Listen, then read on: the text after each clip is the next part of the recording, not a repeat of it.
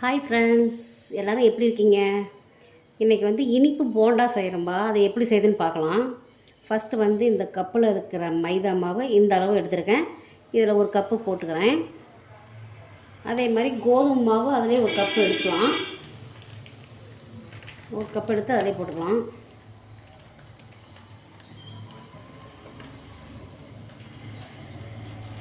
கோதுமை மாவும் அதே அளவு நான் எடுத்திருக்கேன். அப்புறம் ரவை கொஞ்சம் நம்ம போட்டுக்கலாம். ரவை கொஞ்சம் போட்டால் நல்லா மெதுவாக இருக்கும். அதுக்கு ஒரு கப் எடுத்துக்கலாம்.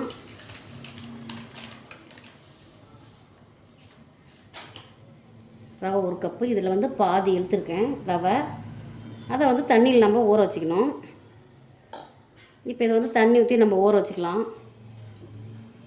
ஒரு 10 நிமிஷம் ஊற வச்சிடலாம் ரவையை. இப்போ இதே கப்பில் வந்து நம்ம சர்க்கரை எடுத்துக்கலாம். பாருங்கள், அதே கப்பில் சர்க்கரை ஒரு கப்பு எடுத்துருக்கேன். அதுவும் வந்து இந்த மைதாவிலே கொட்டிக்கிறேன். மைதா, கோதுமை, சர்க்கரை, ரவை இதிலே வந்து எல்லாம் ஒரே அளவு. ரவை மட்டும் இதில் அரை கப்பு எடுத்துருக்கேன். இப்போ ஏலக்காய் தூள் வந்து இதில் போட்டுக்கிறேன்.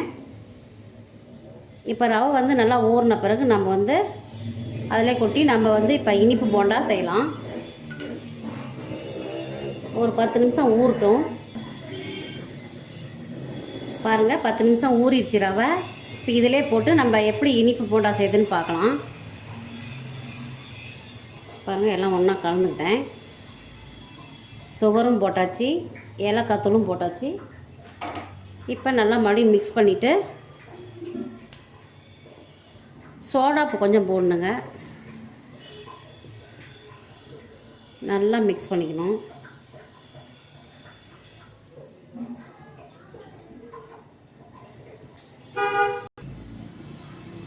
பாருங்கள், நல்லா எல்லாமே வந்து பிணைஞ்சாச்சு.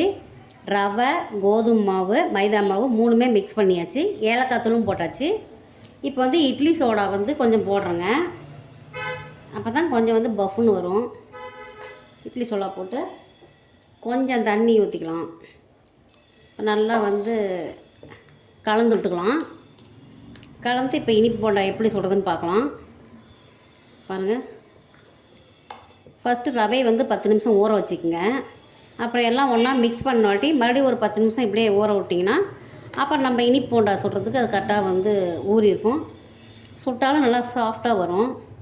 பாருங்கள், நல்லா பிணைஞ்சிட்டேன். இது இன்னும் கொஞ்சம் 10 நிமிஷம் ஊறட்டும், அதுக்கப்புறம் சுட்டுக்கலாம். பாருங்கள், நல்லா இப்போ ஊறிடுச்சு. இப்போ நம்ம வந்து இனிப்பு போண்டா சுடலாம். எப்படி சொல்கிறதுன்னு பார்க்கலாம் வாங்க.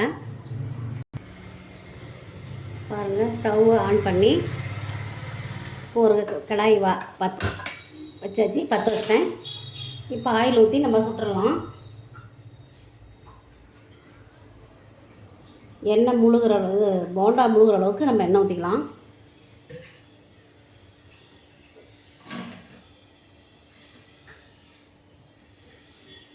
ஆயில் நல்லா சூடு ஏறட்டும், அதுக்கப்புறம் நம்ம வந்து பொரிச்சிக்கலாம். பாருங்கள், ஆயில் நல்லா காஞ்சிருச்சு. இப்போ வந்து சின்ன சின்னதாக நம்ம வந்து இனிப்பு போண்டா ரெடி பண்ணிடலாம்.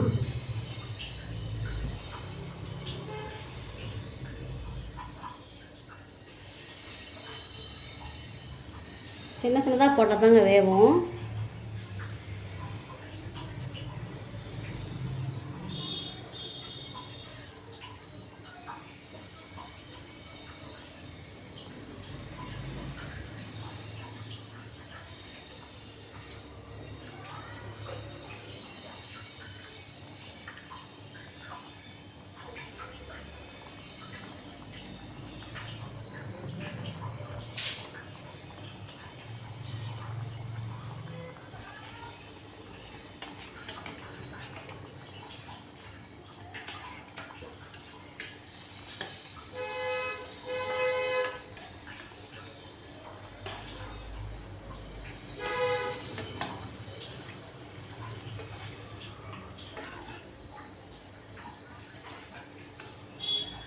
பாருங்கள், நல்லா வந்து பெருசாக நல்லா உப்பி வந்துருக்குது. இனிப்பு போண்டா ரெடி ஆயிடுச்சு. இது மாதிரி நீங்களும் சுட்டு பாருங்கள்.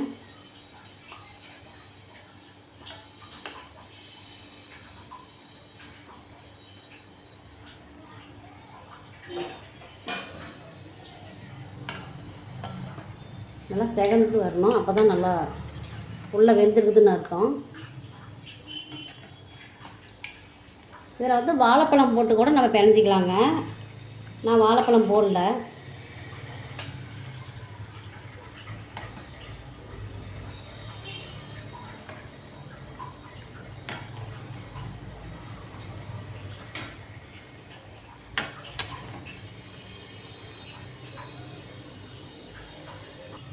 பாருங்கள், அடுத்தது வந்து போடுறேன். ரவை போட்டால் கொஞ்சம் சாஃப்டாக இருக்கும். பாருங்கள்லாம் உப்பி வருது பாருங்கள்.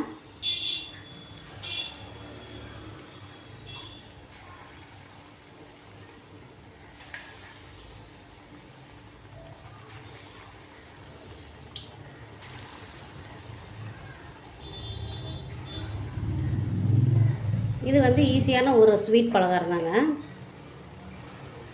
இது எப்பயுமே இது வந்து செய்யலாம், யார் வேணாலும் செய்யலாம், ஈஸி. பாருங்கள், நல்லா உப்பி வந்துடுச்சு.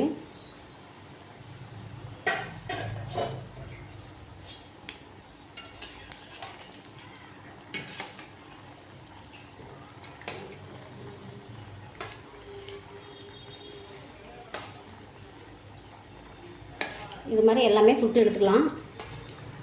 இதை போட்டு ஒரு டீ ஒன்று குடிச்சிட்டு இதை சாப்பிட்டோம்னா நல்லா செமையாக இருக்கும். இதுக்கு பேர் டீ கடை இனிப்பு போண்டான்னு கூட சொல்லலாம்.